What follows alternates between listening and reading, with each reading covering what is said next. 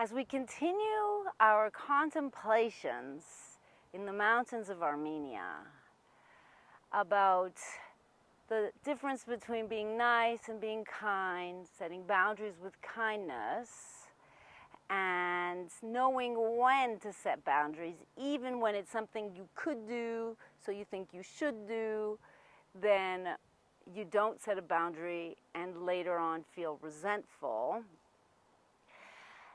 I now want to explore the idea of trust. I have to admit, I'm a pretty trusting person. I like to trust everybody because I feel that when I trust you, you're going to want to do your best and show me that you can be trusted. Of course, that has blown up in my face, but it doesn't seem to stop me from trusting. I'm not one of those people who decides that, no, I'm not going to trust anymore. Now, we are seeing a lot of darkness in our society today. The cost of living is very high, and people, even two people working in a household, barely can cover their costs. So people are feeling desperate, and desperate people are not so trustworthy anymore. And so the question now becomes, who can you trust? I've been noticing since the pandemic that it's becoming less and less possible to trust the media, to trust the ruling class. Ruling class was not a term I ever used until, COVID started and when they started locking us down, And so who can we trust anymore, and how do you know who is trustworthy?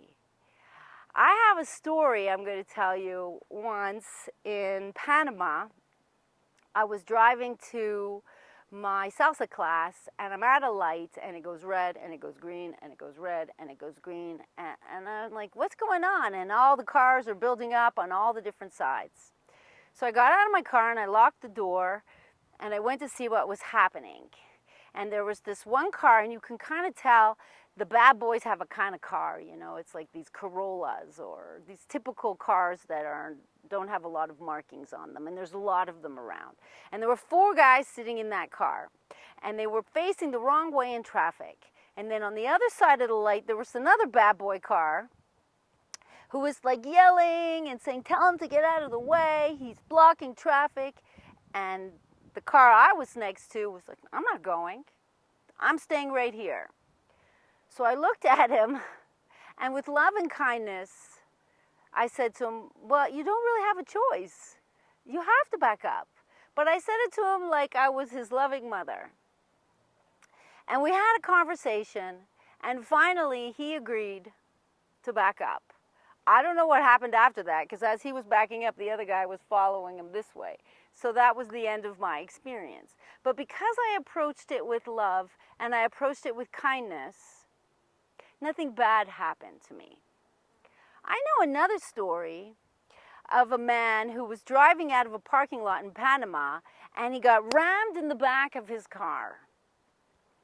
So he got out to see what was going on. And it was another one of those bad boy cars. And he went to talk to the guy, but he was mad. He got rammed. Obviously, the bad boys were trying to run away from something, and he was in the way going too slow. But he made a mistake. He grabbed for the door, and he opened the door. And the guy had a gun and shot him in the stomach. So those are 2 different experiences with 2 different results.